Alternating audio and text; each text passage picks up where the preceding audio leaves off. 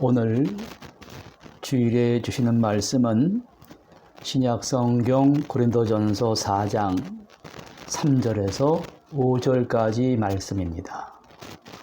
올바른 판단의 근거라는 제목으로 은혜 나누고자 합니다.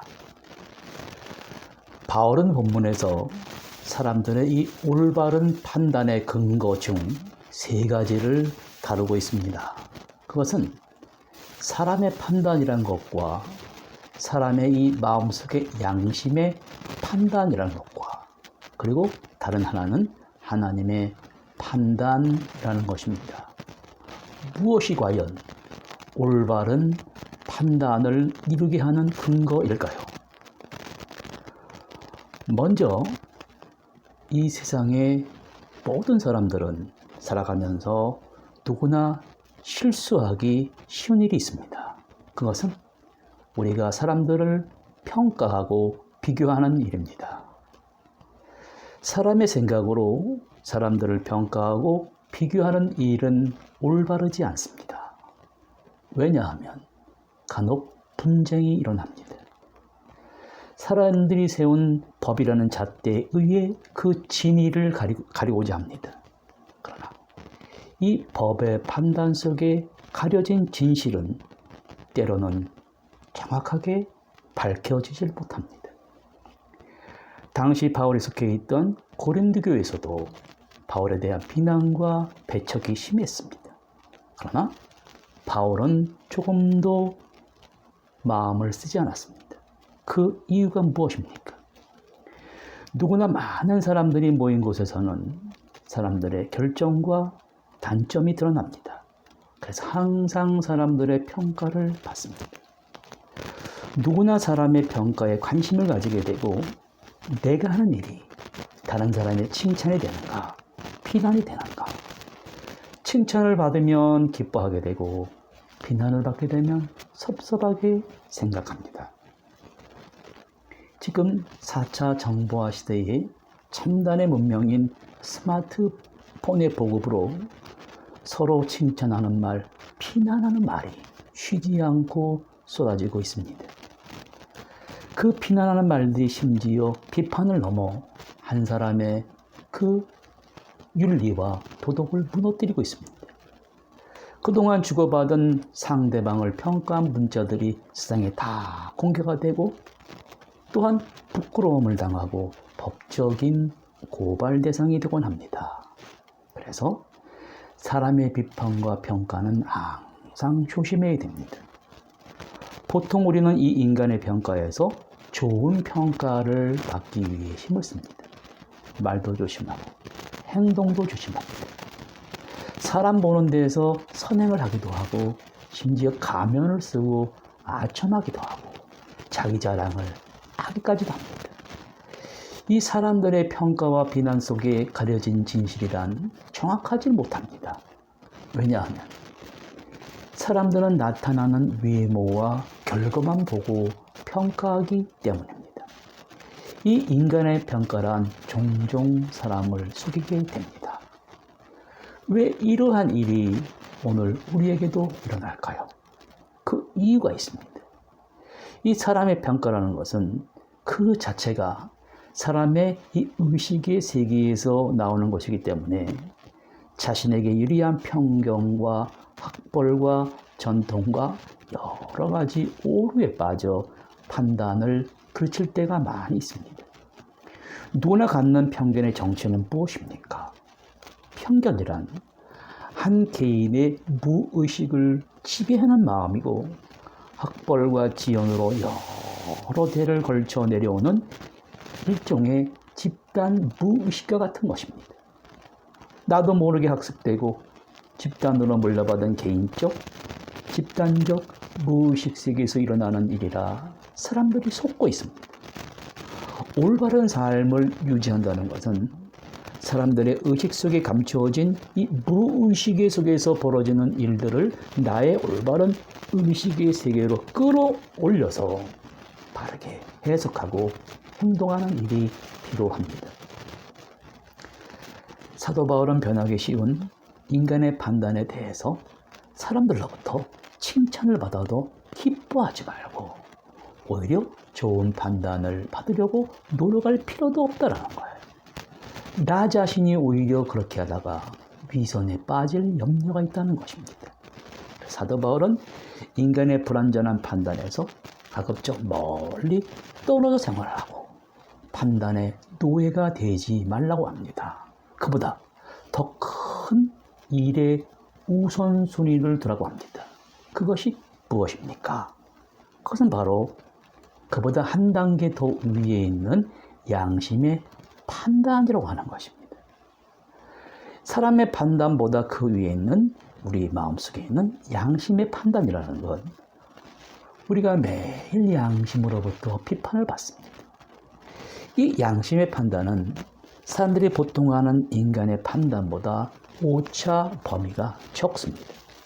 왜냐하면 양심은 거짓된 가면을 쓰고 판단하는 것이 아니라 보이지 않는 내면의 깊은 그 무의식에 있는 우리의 편협함과 갈등과 상처들을 우리의 의식의 세계로 끌어올려서 의식의 세계인 마음속을 보고 판단하기 때문입니다. 그래서 사람은 속여도 양심은 속이지 못한다는 말이 나와요. 그러면 사람이 자신의 양심을 속이면 무슨 일이 벌어질까요? 그 양심이 그 사람의 정신세계를 막 흔들어 놓아서 전혀 다른 사람으로 만들어 버립니다. 요한복음 8장에 예수님께서 예루살렘에서 가르치실 때 한 번은 이런 엄청난 일이 벌어졌습니다. 가늠한 여인을 바리새인들이 붙잡아 와서 끌고 와서 예수님께 질문을 합니다. 이런 여자는 모세의 율법에 의하면 돌로 쳐 죽이라고 했는데 선생님은 무엇이라고 하시겠습니까? 주님께서는 대답을 안 하시고 조용히 땅에 어떠한 글씨를 쓰고 계셨습니다. 바로 그때 일어나셔서 너희 중에 죄 없는 자가 먼저 돌로 치라. 이 말을 듣는 순간 사람들의 양심이 소용돌이 치기 시작했습니다. 예수님은 당시 돌을 들어 가늠한 여인을 쳐 죽이려는 사람들의 무의식의 세계 속에 있는 감추인 모습을 드러나게 하신 거예요. 양심을 속이면서 살아가는 자신들의 모습을 사람들은 바로 보기 시작했습니다. 요한복음 8장 9절에 그들이 예수님의 이야기를 듣는 순간 양심의 가책을 느껴 돌에 들고 있는 손에서 돌을 땅에 떨어뜨리고 어른으로 시작하여 젊은이까지 하나씩 다 돌아갔다는 것입니다. 예수님은 그 당시 돌을 들어 가늠한 여인을 쳐 죽이려고 하는 사람들의 양심에 호소하셨던 것입니다. 자, 여러분, 무엇이 사람들을 이 성전들에서 다 쫓아냈습니까? 누가 무슨 말 했습니까? 이들은 자기 스스로 양심의 판단을 받고 양심의 가책에 못 이겨 그것을 떠난 것이에요. 양심의 판단이 이렇게 매우 중요합니다. 그러나 우리가 이 양심의 판단에 대해서도 성경이 짚고 넘어가는 부분이 있는데 그것은 무엇이냐면 때로는 이 양심의 판단이라고 하는 것도 매우 정확하지 못하다는 거예요. 양심이 타락되고 왜곡될 수가 있다는 것입니다. 마치 나침판이 북쪽을 가리키게 되어 있는데 그 옆에 무게가 있는 쇠붙이를 가까이 하게 되면 그 쇠붙이가 있는 대로 나침판의 바늘이 기울어지게 됩니다. 양심은 사람의 인생 항로의 방향키와 같습니다.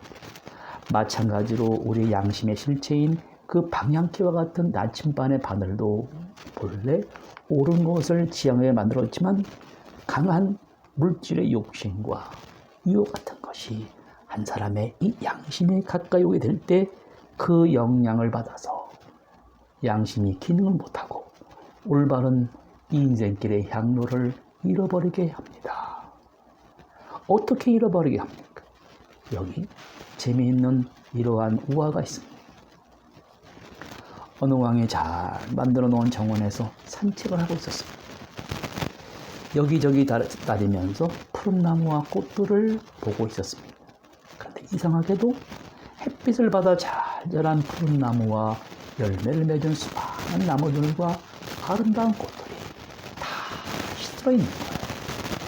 그것을 보고 왕은 마음이 아파서 그 이유를 물었습니다. 시절을 따라 감나무 열매는 감나무가 이렇게 말합니다. 저는 저 푸른 소나무처럼 키가 클 수가 없어서 이렇게 슬퍼서 그렇습니다. 푸른 소나무는 또 이렇게 말합니다. 저는 키가 크고 푸른 나무지만 저 포도나무처럼 좋은 열매를 맺고 사람들이 포도를 따서 맛있게 먹을 수 있는 일을 할 수 없어서 저 열매를 맺는 포도나무를 바라볼 때마다 불행해요. 우울해서 그렇습니다. 왕이 포도나무를 바라보았습니다. 포도나무도 쭉 쳐져 있는 거예요. 너는 왜 이렇게 쭉 쳐져 있느냐 물으니 포도나무가 이렇게 말합니다. 저는 포도 열매를 맺을 수 있으나 그 모습이 장미처럼 아름다운 꽃을 피울 수 없어서 너무 불행합니다. 모든 나무들은 각각 자기에게 있는 아름다운 것을 바라보지 못하고 남에게 있는 것만 보고 비교하기 시작하는 거예요.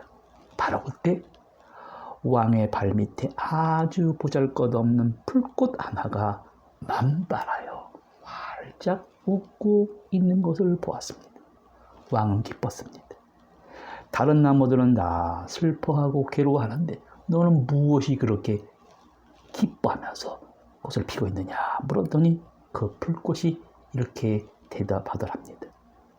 저는 키가 큰 푸른 나무도 아니고 좋은 열매를 맺는 것도 아니고 장미처럼 아름답지도 못합니다. 그러나 제가 피운 꽃을 왕께서 보시고 사랑하시니 더욱 기뻐서 아름답게 꽃을 피고 있는 것입니다. 여러분, 인생의 비극은 어디서부터 시작된다고 생각하십니까? 돈이 없다고 하는데 있는 것이 아닙니다. 인간이 사는 동안 그 내면적 세계에서 인간의 가장 소중한 것이 계속 죽어간다는 데 있습니다. 계속 죽어가고 우울해하는 것은 결코 돈이 많고 적음이 문제가 아니에요. 지식이 많고 건강의 문제도 아닙니다. 죽어가고 있다는 사실 때문에 인간은 불행한 것입니다. 과거에 비하면 우리가 얼마나 잘 살게 되었습니까? 남이 보기에 저 정도면 즐겁고 행복할 것 같은데 남들은 그의 행복을 부러워하는데 본인은 기대하거나 의도했던 것과는 달리 전혀 기쁘지도 않고 행복하지도 않습니다.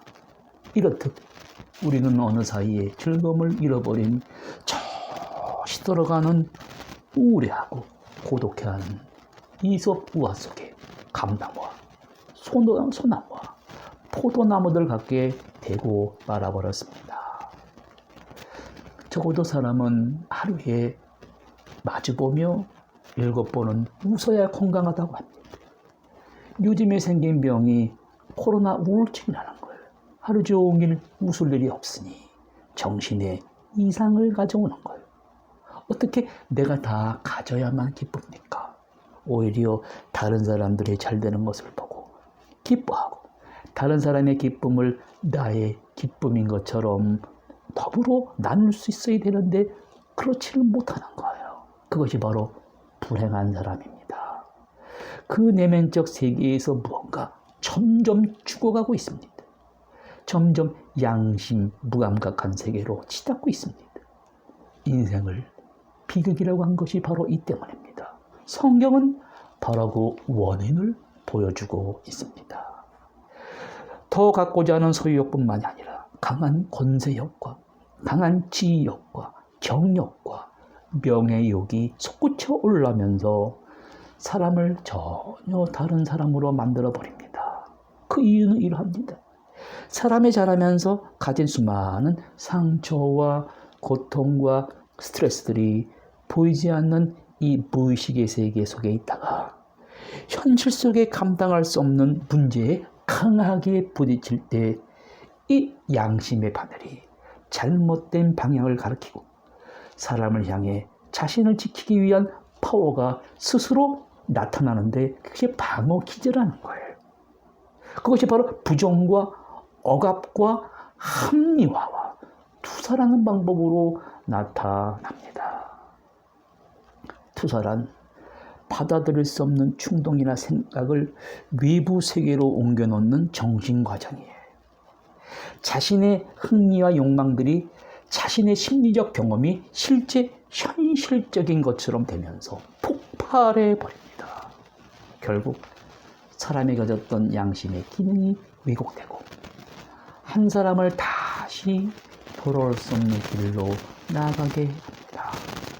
성경은 이러한 사람을 바로 양심이 환을 맞았다. 그 정확한 원래 번역은 인생의 올바른 방향키를 가르쳐야 할 지표가 불타 없어져 버려서 더 이상 방향키를 할 수가 없다는 거예요. 그러니 거짓말을 하는 가면을 쓰고 인생을 살아갈 수밖에 없게 만들어 버렸다는 것입니다. 옛날에 바리새인들이 예수님을 십자가에 못 박혔는데 그들의 양심에는 꺼리낌이 없이 그 악한 일을 했습니다.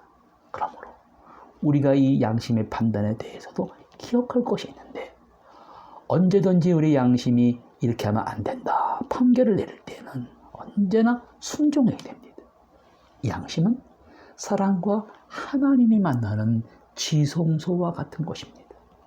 양심이 하지 말라고 하는 것을 거스리면 안 됩니다. 그러나 이 양심이 이런 말을 하고 안 하고 방관하는 때가 있는데 그럴 때 조심해야 됩니다. 그 양심이 왜곡되는 경우가 있습니다. 자아가 위협받는 상황에서 무의식적으로 자신을 속이거나 상황을 다르게 해석해버려요. 감정적 상처로부터 자신을 보호하는 심리의식이나 행위를 가리키는 방어 기제 중에 자신을 억압하고 합리화하고 동일시하는 투사하는 부정적인 방어 기제도 있지만 성경은 그에 비해 긍정적인 방어 기제를 얘기하고 있습니다. 그건 바로 승화라는 것입니다. 자신의 내부의 부정적인 감정들을 긍정적인 감정으로 변화시키는 방어 기제로 억압된 충동 같은 감정을 사회적으로 가정적으로 잘 수용할 수 있는 형태의 욕구로 변형시키는 것을 말하는 것입니다. 바로 정신분석학에서는 이러한 인간의 승화 기제가 억제된 충동을 사회적으로 다른 활동에 집중시킴으로써 사회에 유익을 끼칠 수 있는 행위를 건강한 정신 형태라고 합니다. 성경은 정신분석학에서 다루는 양심이 왜곡되고 전도되어지는 숨겨진 정신적 세계에서 승화라는 방어 기제보다도 더 뛰어난 한 단계 더 위에 있는 강력한 방어 기제가 있는데 그 판단을 기다려야 된다는 거예요. 그것이 무엇입니까? 그것은 바로 하나님의 판단이라는 것입니다. 이것은 정확무한 하나님의 공의로운 판단입니다. 왜 그렇습니까? 하나님은 인간의 겉만 보시지 않고 속 중심을 보시는 분입니다. 마태복음 10장 26절에 주님께서 그런즉 두려워하지 말라. 감추인 것이 드러나지 않을 것이 없고 숨은 것이 알려지지 않을 것이 없다. 우리가 다윗 이야기를 잘 합니다. 다윗 왕이 밧세바와 가문했습니다. 그 죄를 숨기기 위해 밧세바의 남편 되는 우리아를 전쟁에 전선에 보내서 억울하게 죽게 만들었습니다. 살인죄, 강간죄 범했습니다. 아무도 이 사실을 모릅니다. 다른 사람은 알지 못하니 인간의 판단에선 아무도 이렇다 할 사람이 없습니다. 그러나 그 다음에 양심이 살아서 움직일 줄 알았는데 양심이 한번 죄를 지으면 그 죄가 더 숨겨지고 인내되고 더 큰 죄를 짓게 됩니다. 다윗은 양심의 강한 가책을 받지 않고 살인죄, 살인 방조죄, 그런 꺼리낌 없이 부정과 억압과 투사라는 과정으로 다윗이 행했습니다. 다윗은 그 결과로 죽었어야 됐습니다. 그러나 하나님의 정확한 판단을 가진 나단 선지자를 통해 교훈하자 다윗은 그 공의로운 판단 앞에 무너지고 말았습니다. 바울은 고린도전서 4장 1절에 사람이 마땅히 우리를 그리스도의 일꾼이요 하나님의 비밀을 맡은 자로 여겨야 된다는 거예요. 비밀을 맡은 자란 원문대로 보면 집사, 청지기라는 뜻입니다. 청지기 위에 주인이 있습니다. 그 밑에 일하는 노예가 있습니다. 그 중간에 있는 존재가 청지기입니다. 그 주인이 청지기를 지켜보다가 주인이 다른 곳에 출타할 때는 청지기는 주인처럼 마음대로 할 수가 있습니다. 청지기는 타일적 존재이지만 한편으로 자율적 존재이기도 합니다. 자기의 자유를 남용하는 것이 아니라 주인에게 맡기면서 창의적으로 모든 사람들에게 일을 맡기면서 권리를 행사하면서 주인에게 순종하는 자율적 존재입니다. 바울은 나는 그리스도의 청직이다, 노예라 자신의 긍지를 자랑하고 있습니다. 우리 사회와 지구촌이 늘 시끄럽고 문제가 왜 생긴다고 생각하십니까?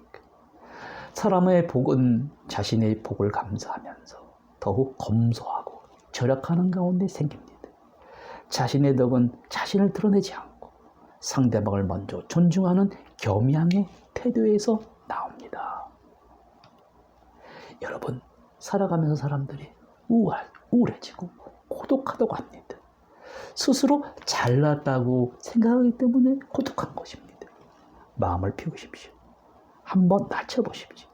주변에 좋은 사람들이 너무나 많고 함께할 사람들이 많이 있습니다. 그런데 왜 고독하다고 잠 못 이루며 건강을 스스로 해쳐야 합니까? 바울은 무엇이 사람을 행복하게 만들지 못하고 불행하게 만드는가? 그 원인을 알았습니다. 바울은 스스로 행복해지기 위해 노력하면 할수록 사람은 점점 함정에 빠져서 불행해지고 고통이 심하다는 것입니다. 그는 이 수렁에서 헤어날 길이 없었다는 것입니다. 그는 결국 깨달았습니다. 내가 나를 판단해봐야 아무런 소용이 없다. 내 양심도 나를 올바로 이끄지 못한다. 나를 더 이상 의롭게 할 수 없다. 나를 이끄시는 분은, 의롭게 하시는 분은 오직 주님이시다. 그러므로 나는 나를 판단하지 않고 주님께서 오실 때까지, 판단하실 때까지 그 판단을 보류하고 기다리겠다고 합니다. 여러분, 바울은 깨달았습니다. 지혜는 고요한 마음에서 생기는 비결이라는 것을 터득했습니다. 근심은 자신만 사랑하는 마음에 생기고, 재앙은 가진 것만을 만족하지 못하는 것에 생기고, 허물은 신중하지 못함에 생기고, 죄는 끝까지 참지 못하고 인내하지 못해서 생기며, 절망은 불신앙에서 오는 것을 깨달았습니다. 그러나 바울은 인간의 한계를 뛰어넘는 하나님의 초월성과 모든 판단의 근거를 예수 그리스도께 두는 겸손한 모습을 볼 수 있습니다. 우리는 모든 일에 하나님의 완전하신 눈이 언제 어디서나 우리를 감시하는 것을 깨달아야 됩니다. 온 우주의 공의와 인간의 역사의 공의를 주장하시는 하나님께 올바른 판단의 근거를 두고 올바른 생활을 하도록 우리가 힘쓰고 마지막 판단의 결과의 시간을 기도하면서 기다리시는 성도님들 되시기를 간절히 바랍니다. 기도하시겠습니다. 하나님 아버지, 오늘 우리의 모습을, 우리의 영혼의 거울인 성경을 비춰 밝히 보여주시오니 감사합니다. 더 이상 사람의 판단에 의지하지 말며 양심의 판단조차도 틀릴 수 있다는 것을 깨닫게 하여 주시옵소서. 주님께서 맡겨주신 시간과 건강과 재물을 내 맘대로 할 수 있는 자유를 주님께 다 헌납하고 창의적으로 사람들과 협력하면서 이를 서로 존중하고 도와가면서 주인이신 주님께 순종하는 그러한 청지기가 되게 하여 주시옵소서. 우리의 판단과 양심의 판단까지라도 인간의 한계를 뛰어넘는 하나님의 초월성과 모든 판단의 근거를 예수 그리스도께 두는 겸손한 신앙인들이 되게 하여 주시옵소서. 예수 그리스도 이름으로 기도드립니다. 아멘.